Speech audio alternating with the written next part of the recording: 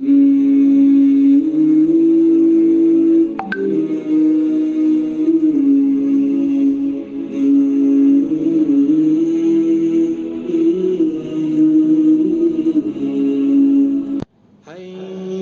على الفلاح.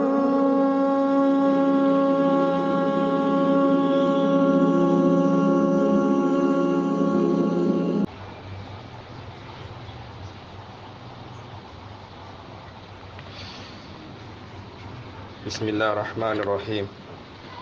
إن الحمد لله نحمده ونستعينه ونستهديه ونعوذ بالله من شرور أنفسنا ومن سيئات أعمالنا.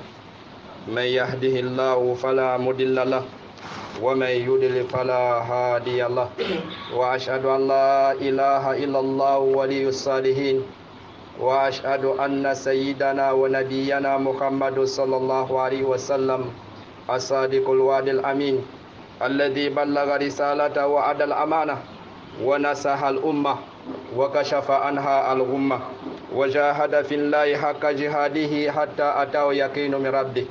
اللهم صل وسلم وبارك عليه وعلى آله وأصحابه المجاهدين الصادقين مؤمنين محتسبين الذين قال لهم الناس إن الناس قد جمعوا لكم فاخشوهم فزادهم إيمانا وقالوا حسبنا الله ونعم الوكيل.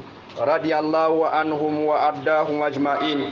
أما بعد أيها المسلمون عباد الله، اتقوا الله تعالى كما أمركم الله في كتابه الحكيم، فقال عز وجل: يا أيها الناس اتقوا ربكم واخشوا يوما لا يجزي والد عن ولده ولا مولود هو جاز عن والده شيئا. يا أيها الذين آمنوا اتقوا الله حق تقاته ولا تموتن إلا وأنتم مسلمون. أيها المسلمون، إن للنبي محمد صلى الله عليه وسلم علينا الحقوق. للنبي محمد صلى الله عليه وسلم علينا حقوقا على أمته خاصا وعلى بشرية عامة.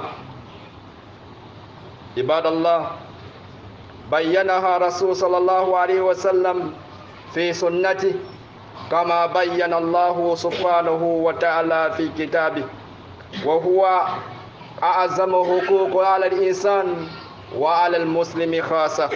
لقاؤنا اليوم بمشيئة الله تعالى وتوفيق أيها المسلمون مع بعض الحقوق النبي صلى الله عليه وسلم. فمن حقوقه الإيمان صادقا به، هو تصديق فيما جاء به. قال تعالى: فآمنوا بالله ورسوله ونور الذي أنزلناه والله بما تعملون خبير. وهو تصديق النبوية أن الله أرسله للجن والإنس تصديقا في جميع ما جاء به رسول صلى الله عليه وسلم. ومن حقوقه على أمته وجوب طاعته وحذر من معصيته. فإذا وجب إيمان به تصديقا فيما جاء به وجنب طاعته، لأن ذلك مما أتى الله تعالى في الكتاب: يا أيها الذين آمنوا أطيعوا الله وأطيعوا الرسول ولا تولوا عنه وأنتم تسمعون. ومن حقوق النبي صلى الله عليه وسلم أيها المسلمون اتباع في جميع أموره واقتداء بهديه، كما قال تعالى: قل إن كنتم تحبون الله فاتبعوني يحببكم الله ويغفر الله ذنوبكم والله غفور رحيم. واتبعوه لعلكم ترحمون. ومن حقوقه صلى الله عليه وسلم على أمته محبته أكثر من أهل وولد ووالد والناس أجمعين، والاقتداء به كما جاء في الكتب، واتباع سنته وانتهاء أوامره واجتناب نواهيه، وتأدب بآدابه في شدة ورخاء وفي يسر والعسر. Nous louons Allah subhanahu wa ta'ala, nous le remercions lui Allah qui est digne d'être adoré, Allah qui est l'unique. Nous cherchons pardon auprès de lui contre le méfait de nos actes. contre nos mauvaises intentions et contre nos mauvaises œuvres. Nous témoignons également en disant qu'Allah subhanahu wa ta'ala est digne d'être adoré, point de divinité digne excepté lui. Celui dont Allah guide sur le droit chemin ne peut s'égarer, c'est-à-dire personne ne peut le mettre en déroute. Et celui qui est égaré cherche l'égarement, et Allah subhanahu wa ta'ala le guide sur sa voie, nul ne peut l'égarer. Nous témoignons également que le prophète Muhammad sallallahu alayhi wa sallam est son envoyé, son messager, lui qui a été envoyé avec la religion de vérité, la religion de droiture. Celui qui le suit est guidé, et celui qui va laisser son chemin s'est égaré, qu'Allah nous empêche de l'égarement. Prions également qu'Allah accorde la salutation et la bénédiction sur ceux qui l'ont suivi, ses compagnons à l'instar d'Abu Bakr, Omar, Ousmane, Ali et ainsi que tous les restes des Sahaba, qu'Allah leur accorde, n'est-ce pas, leur grâce, qu'Allah subhanahu wa ta'ala les agrée. Qu'Allah mette la bénédiction également sur tous ceux parmi les musulmans qui vont suivre sa voie jusqu'au jour de la résurrection. Mes frères en islam, je vous exhorte, commençant par moi-même, à la crainte d'Allah. Craignons Allah comme lui-même nous a prescrit et a mentionné dans son livre. Il dit, craignez Allah subhanahu wa ta'ala, ô vous qui avez cru, et craignez le jour où vous serez ramenés vers Allah. Et que chacun, n'est-ce pas, sera récompensé en fonction des actes que lui-même il a eu à commettre sur ce bas monde. Et que ni le Père ni le Fils n'auront aucune utilité, n'est-ce pas, pour nous récompenser, pour nous intervenir pour nous. Frères dans la foi, seule notre foi, notre attachement et notre connexion envers Allah pourra nous servir les jours de la résurrection. N'attendez pas que les gens travaillent pour vous après votre mort. Œuvrez pour vous-même de vous-même. Sachez que l'heure sera grave au point où le Père ne va pas se soucier de son Fils et le Fils n'aura pas besoin de son Père et chacun fuira, n'est-ce pas, sa connaissance. Fuyons dans ce jour. Et la bonne moyen de fuir ce jour et de se mettre à l'abri, c'est d'être, n'est-ce pas, parmi les pieux. De faire un effort de mourir en pleine soumission comme Allah nous dit. Oh, vous qui avez cru, craignez Allah et ne mourir en pleine soumission, c'est-à-dire en tant que des musulmans. Frères dans la foi, nous avons, n'est-ce pas, au cours de cette semaine, traversé des événements, n'est-ce pas, qui peuvent parfois dépendre et dépasser l'entendement de l'être humain. Mais c'est toujours l'événement fixé par Allah. Beaucoup de nos frères sont morts, des morts subites, des morts qu'on n'entend pas, des morts que lui-même qui est en train de mourir n'était même pas prêt et ne sachant pas qu'il va mourir, mes frères en islam. Prenez de cet événement qui nous a frappé cette semaine pour être des leçons pour vous, pour que vous arrangiez ce que vous avez mal fait entre vous et Allah. Et sachez que la meilleure façon de se rapprocher auprès d'Allah, lorsqu'on constate qu'on a dérapé quelque part, lorsqu'on constate qu'on n'obéit pas assez à Allah subhanahu wa ta'ala, c'est de faire un effort de suivre ses prescriptions. Et parmi les prescriptions d'Allah, mes frères en islam, il y a le droit du prophète Muhammad sallallahu alayhi wa sallam. C'est un autre événement de la semaine, parce que cela coïncide au mois de la naissance du prophète sallallahu alayhi wa sallam, le mois de Rabi Awal. Tous sont d'accord qu'il est né au cours de ce mois. Non, il n'y a pas de divergence. Seules les divergences se trouvent au niveau de la date. Est-il né le 3? Est-il né le 9, le 12, le 27 ou le 23 de Rabi Awal? Cela nous intéresse un peu. Mais ce que nous retenons et ce que le livre nous enseigne est qu'il est né, n'est-ce pas, au cours du mois de Rabi Awal et surtout un lundi. C'est l'événement de la semaine. Mais ce qui nous interpelle par la naissance du prophète sallallahu alayhi wa sallam est que Allah en tant que créateur a des droits sur nous, comme nous avons des droits vis-à-vis d'Allah. Allah a des droits sur nous et nous avons des droits sur Allah. Le droit d'Allah sur nous est qu'on l'adore sans rien lui associer. Et que notre droit envers Allah est qu'il ne nous mette pas en enfer. C'est-à-dire qu'il ne châtie pas celui qui ne lui a pas associé. Ça, c'est ce que Allah s'est attribué comme notre droit envers lui. Si tu meurs sans associer Allah, sache que Allah n'aura, n'est-ce pas à te punir. Il te garantit donc sa clémence, sa miséricorde. Et parmi donc le droit d'Allah, nous avons le droit du prophète Muhammad sallallahu alayhi wa sallam. Nam, il est né au cours de mois de Rabi Awal. Quels sont ses droits vis-à-vis de sa communauté et vis-à-vis de l'humanité tout entière? Hier, on célébrait la journée de la paix, journée mondiale de la paix. Et lorsque nous regardons l'islam, celui qui a amené la paix et la prescription de la paix dans le monde, c'est le prophète Muhammad sallallahu alayhi wa sallam. Donc l'humanité lui doit cette droit de reconnaître ses droits, qui fait partie des personnalités et des personnes jamais prêcher la paix.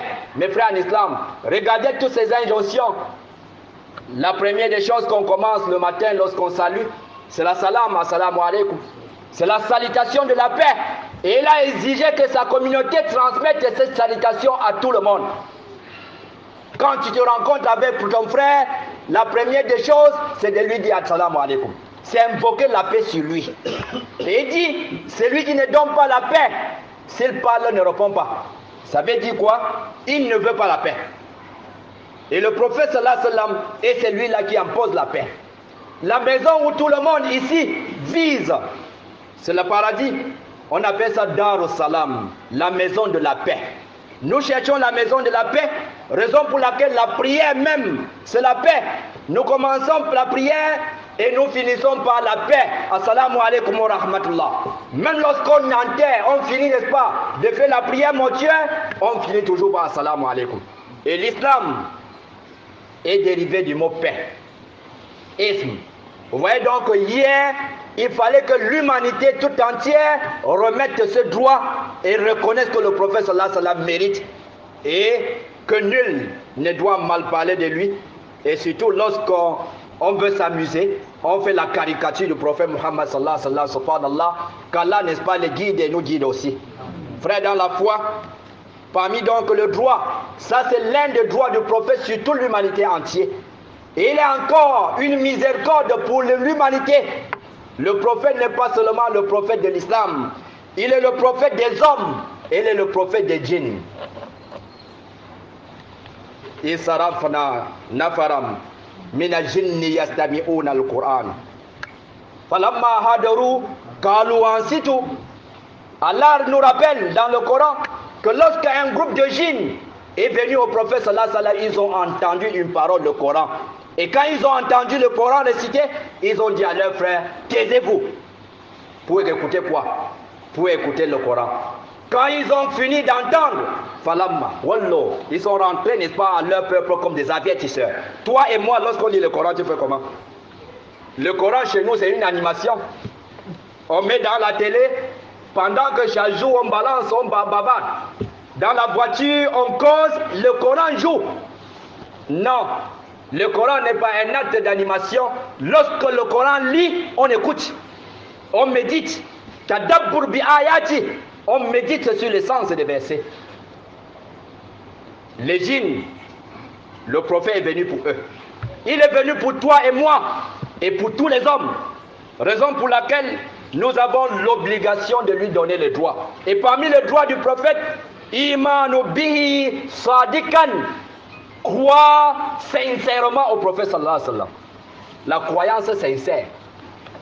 Après le sermon, allez demander aux enseignants, à nos prédicateurs, imams, ce qu'on appelle la croyance sincère envers quelqu'un. Quand tu crois sincèrement envers quelqu'un, cela veut dire quoi? Tasdiqan fi ma ja'a bihi. Être véridique sur ce que le prophète a apporté. La première chose qu'il nous a apporté, c'est le Coran et son contenu. Est-ce que nous sommes sincères, véridiques vis-à-vis de la parole du Coran? Sommes-nous? Chacun doit répondre à l'intérieur de lui.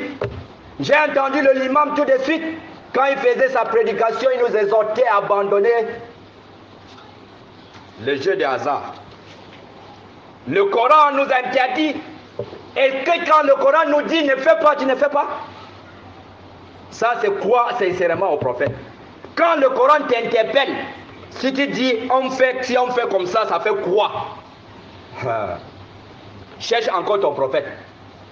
Parce que le prophète est là pour être cru, sincèrement. C'est pour cela que le prophète, Allah dit, Wama atakum rasoul fakhuzuhu. Ce que le prophète vous donne, prenez. Wama nahaku anhu fantahu. Et ce qui vous interdit, laissez, abandonner. Est-ce qu'on a déjà abandonné tout ce que le prophète nous a interdit? Croyons au prophète. Raison pour laquelle le prophète croit en nous. Il sait que nous sommes de sa communauté et il nous a donné une garantie. Il dit kullu ummati yadkhuluna jannata ila man haba. Toute ma communauté sera au paradis, sauf celui qui va refuser. Qui l'amène yaba ya Rasulallah? Mais on demande au prophète qui va refuser d'accéder au paradis au prophète. Il dit man ata'ani dakhala janna wa ma asani faqad haba. Celui qui m'obéit, qui croit sincèrement au prophète, voilà celui qui a accepté d'entrer au paradis. Mais celui qui désobéit au prophète, faqad haba. Regardez la clémence du prophète, il n'a pas dit dakhala nar. C'est la clémence. Parce qu'il ne veut pas que nous là, ainsi que tous les autres, soient en enfer. Le prophète veut de nous tous au paradis. C'est pour cela qu'il dit, celui qui désobéit, il dit c'est celui-là, il a refusé d'aller au paradis. Et quand on refuse d'aller au paradis, on est où? Non, on est en enfer, n'est-ce pas? Parce qu'il n'y a pas deux voies. Soit on est au paradis, ou on est en enfer. Même ceux qu'on parle des Ashab ou Araf, les gens du milieu, ils finiront par être au paradis ou en enfer. Il n'y a pas manfi manzil bena manzilaten. Il n'y a pas une station parmi les deux stations. Mais le prophète avec sa clémence nous dit, celui qui l'obéit, il sera donc au paradis. Et celui qui a refusé d'obéir au prophète, il a refusé d'aller au paradis.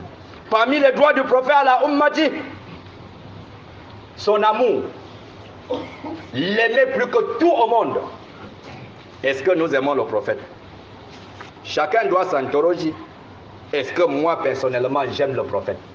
Tu dois aimer le prophète plus que ton enfant, l'aimer plus que ton père, l'aimer plus que ton argent, l'aimer plus que tout au monde. On aime le prophète. Ton argent et toi et le prophète, tu choisis quel? Vous voyez qu'il y a le choix qui s'opère. Il n'y a pas de choix à faire. On aime le prophète sans réserve. Mais quand le prophète te dit, voici l'ampoule de la mosquée qui est grillée, il faut remplacer. Tu regardes entre l'argent pour acheter l'ampoule et ce que toi tu dois manger et ce que tu vas donner à tes enfants. Tu préfères toi, tes enfants, plus qu'à l'ampoule qui doit éclairer la maison d'Allah. Est-ce que tu aimes le prophète? Chacun doit se poser cette question. Est-ce que moi j'aime le prophète? L'amour du prophète laisse ça. On n'aime pas quelqu'un par la parole. L'amour se manifeste. L'amour s'éprouve. L'amour, c'est ce qui est palpable. Quand on voit quelqu'un, on ne peut plus dire que celui-ci aime telle personne. La façon dont il le chérit, la façon dont il s'entretient, la façon dont il marche, quand il parle, il est très humble. C'est ça qui prouve qu'il aime cette personne. Mais est-ce que nous aimons le prophète sallallahu alayhi wa sallam? C'est pour cela qu'il dit, personne d'entre vous ne sera vraiment croyant tant qu'il ne m'aime pas plus que son enfant, plus que son père, plus que ses biens et plus que tout ce qu'il détient au monde. Un jour, Omar ibn Khattab radiallahu anhu, vous connaissez les fervents amours que ceux-ci portaient pour le prophète. Il vient dire au prophète sallallahu alayhi wa sallam, inni la uhibbuk illa min nafsi. Il dit au prophète, je t'aime plus que tout, mais sauf moi-même. Je ne t'aime pas plus que moi-même. Le prophète lui dit que l'amour n'est pas encore complet. Ton amour vis-à-vis de moi est encore à moitié. Omar reste, il réfléchit et il revient dire au prophète, je t'aime maintenant plus que moi-même. Le prophète lui dit, Al-Ana ya Omar. Il a dit, maintenant Omar, la foi est pleine. Elle a sorti, vu que l'assise, et il y avait donc parmi les gens son enfant Abdullah ibn Omar. Il sort, il dit, papa, pourquoi, qu'est-ce qui t'a amené à changer d'avis? Il dit, quand le prophète m'a dit, la foi, l'amour n'est pas encore plein, j'ai essayé de jauger entre lui et moi. Qui aura besoin de l'autre plus que l'autre? Et j'ai vu que j'aurais besoin du prophète plus que moi-même. C'est pour cela que je préfère le prophète plus que moi-même. Non, mes frères en islam. On a besoin du prophète pour être des vrais musulmans. On aura même besoin de lui avant d'accéder au paradis. Tu ne vas pas quitter parce que tu étais musulman, tu as adoré Allah, tu pars au paradis. Même si tout ton travail sera pour les gens du paradis, il faudrait l'accord du prophète. Il faudrait son soutien. Parce qu'il va apporter son soutien, son intercession pour qu'on nous délivre, on nous juge avant d'accéder au paradis. Raison pour laquelle Omar a trouvé mieux d'aimer le prophète plus que lui-même. La question que je voulais que chacun de nous porte aujourd'hui, est-ce que moi j'aime le prophète plus que moi-même? Si tu réponds à cette question, tu vas voir toi-même, tu verras autour de toi et tu verras, n'est-ce pas, comment tu te comportes vis-à-vis du prophète Muhammad sallallahu alayhi wa sallam. Qu'Allah nous aide, qu'Allah nous facilite, qu'Allah nous pardonne, qu'Allah fasse de nous ceux qui comprennent sa parole et les mettent en application. Aqulu qawli hadha wa astaghfirullah li wa lakum fastaghfiruhu innahu huwal ghafurur rahim.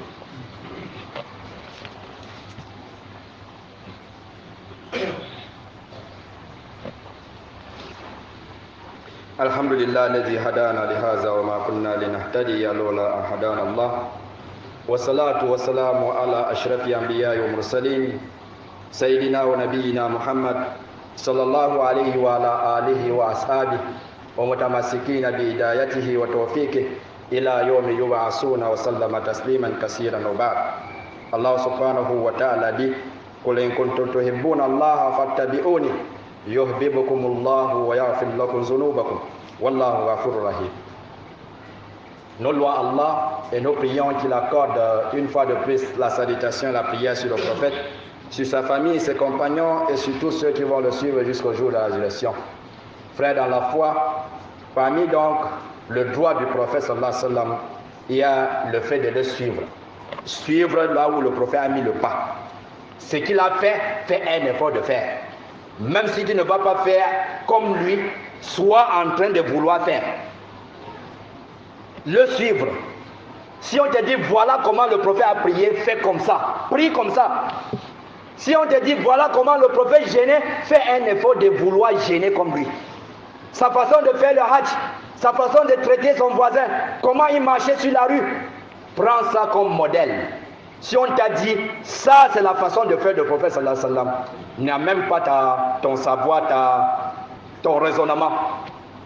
Ton raisonnement ne revient vis-à-vis du prophète sallallahu alayhi wa sallam. Et encore moins sur la religion. On ne réfléchit pas sur la religion avec la tête. On réfléchit avec les prescriptions divines, les enseignements d'Allah et la manière dont le prophète sallallahu alayhi wa sallam a fait. C'est pour cela que Allah lui dit, si vous dites vrai que vous aimez le prophète sallallahu alayhi wa sallam, fattabi'uni. Si vous aimez Allah, le prophète dit suivez-moi. Si vous me suivez, yuhibbukumullah, Allah va vous aimer. Vous ne voulez pas qu'Allah vous aime? Si vous voulez l'amour d'Allah envers nous, suivons le prophète.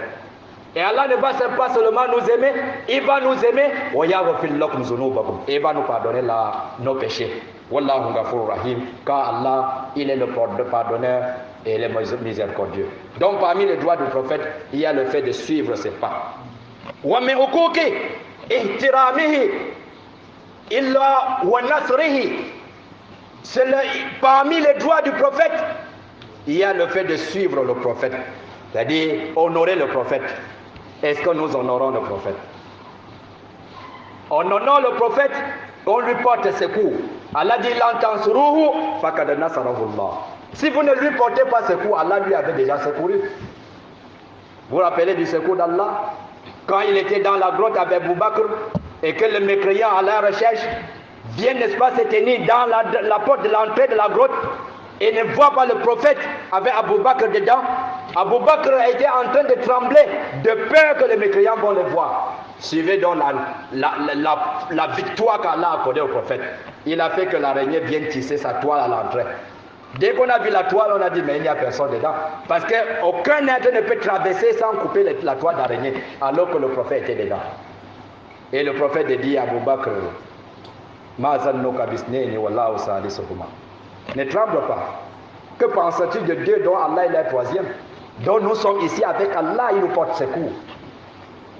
Et Abu Bakr dit, ce n'est pas pour moi que j'ai peur, j'ai peur pour toi, prophète sallallahu alayhi wa sallam. Il dit, in qataltu ana Abu Bakr, si on me tue moi Abu Bakr, qutila rajul wahid, On a tué un seul homme. Mais wa in qatalta anta ya Rasulallah akhlaqatil umma. Mais si c'est toi qui es tué, on a tué toute la communauté. Donc vous voyez l'amour, l'honneur que Abu Bakr, les Sahaba portaient, n'est-ce pas, sur le prophète Mohammed sallallahu alayhi wa sallam. Il accepte se sacrifier. Il accepte être mort, mais que le prophète sallallahu alayhi wa sallam vit, parce que la mort du prophète est la mort de l'islam, et sa vie est la vie de l'islam. Est-ce que nous aimons le prophète? On doit honorer le prophète et le mettre à son niveau. Now, on a trouvé aussi le prophète, les musulmans, lorsqu'on parle de donner la valeur au prophète sallallahu alayhi wa sallam, ils font comment? Ils les élèvent plus. Le prophète nous disait la tatrouni, ne me levez pas comme kama atratin al-yahoud nasara Isa ibn Maryam, ne me levez pas au niveau où Allah ne m'a pas mis, comme les juifs et les chrétiens ont fait, n'est-ce pas, à Isa, fils de Maryam. Ils l'ont élevé au point où il est maintenant au rang de divinité. Non, le prophète dit Fa'ana, inni ana Abdullah, je suis le serviteur d'Allah. Il est le serviteur d'Allah, mais ça n'exclut pas qu'il est le meilleur des hommes, il est le chef des prophètes, il est le sauveur de l'humanité, il est la miséricorde pour toute l'humanité. Non, cette valeur n'est pas diminuée au prophète sallallahu alayhi wa sallam, mais l'islam nous demande de donner et d'élever le prophète à sa juste valeur, mes frères l'islam. Parmi les droits du prophète, il y a le fait de mettre la salam sur lui. Est-ce que nous mettons la salam sur le prophète? Faites la salam sur le prophète. Faites la salam sur le prophète. Faites la salam sur le prophète, mes frères l'islam. On ne met pas la salam assez sur le prophète. Aujourd'hui, c'est vendredi. Vendredi doit être une journée pleine de salutations et de salams sur le prophète sallallahu alayhi wa sallam. Allahumma salli wa sallim ala Muhammad. Ça, c'est le plus court. Tu fais comme ça des millions de fois. Et le prophète dit Man salla alayhi salatan wahidatan. C'est lui qui met sur moi une seule prière. Allah lui met combien? 10. Est-ce qu'on t'a dit de mettre 10? Tu mets 1, on te met 10. Ça ne signifie pas qu'on doit dire Sallu ala nabi ashara. Ce n'est pas ça l'enseignement. Si tu dis Sallu alayhi ashara, tu as limité. C'est lui qui a la valeur de mettre 100. Tu sais combien tu lui as diminué, non? On ne donne pas les limites sur la salat du prophète. Le prophète seulement dit, c'est lui qui fait une seule salat, il aura quoi? Il aura la mérite de 10. Et celui qui a fait 10, il aura 100. Celui qui a fait 100, il aura 1000. Ne limitons pas, laissons que le prophète a laissé, c'est ça l'enseignement. Et nous avons plutôt l'obligation de mettre régulièrement et beaucoup de salat sur le prophète Muhammad sallallahu alayhi wa sallam. Et Imam Ibn Qayyim Jawzi, par hasard, s'est hasardé à nous énumérer les endroits où on met la salat sur le prophète par jour. C'est plus de 40. Il dit lorsque nous entrons dans la mosquée, dans la formule de l'invocation d'entrer dans la mosquée, il y a la salat sur le prophète. En sortant, on met la salat sur le prophète. Lorsqu'on entend le muazzin, il y a la salat sur le prophète. Lorsqu'on fait l'ikama, il y a la salat sur le prophète. Dans le doua, il y a la salat sur le prophète. Parce que celui qui ne fait pas salat sur le prophète dans son doua est mankous. C'est diminué. Ça n'a pas de valeur. Dans les endroits pour mettre la salat sur le prophète, dans le tashahhud, Ateya, on met la salat sur le prophète. Salat de Janaïza, on met la salat sur le prophète. Les invocations du matin et du soir, avant de dormir, on met la salat sur le prophète, mes frères en islam. C'est énorme et c'est beaucoup. Nous prions juste, mes frères en islam, que Allah nous facilite. Le prophète a beaucoup de droits sur nous. On ne peut pas citer tout le droit du prophète. Ce que nous avons cité, c'est l'infime partie. Mettons cela déjà en application pour qu'Allah nous aide, qu'Allah nous pardonne. J'ai commencé par dire que nous avons perdu beaucoup de frères cette semaine, et particulièrement ceux qui partageaient ensemble notre mosquée. Qu'Allah subhanahu wa ta'ala les pardonne. Ceux qui sont pardonnés comme eux, qu'Allah les pardonne. Qu'Allah, n'est-ce pas, les élève auprès de lui dans son paradis le plus élevé. Nos parents, nos enseignants et tous les musulmans qui se sont avancés sur cette voie, mes frères en islam, qu'Allah les accorde sa miséricorde et les garantisse, n'est-ce pas, le paradis le plus élevé. Nous qui sommes encore vivants, qu'Allah subhanahu wa ta'ala nous fasse vivre sur sa voie et nous prend, n'est-ce pas, sur sa voie et nous élève et nous garantisse donc le paradis le plus élevé. L'objectif de ce bas monde est le paradis. C'est ça la finalité, frère d'Islam, qu'Allah nous accorde dans cette fin. Beaucoup de nos frères sont couchés dans les lits d'hôpitaux. Qu'Allah subhanahu wa ta'ala leur donne la guérison.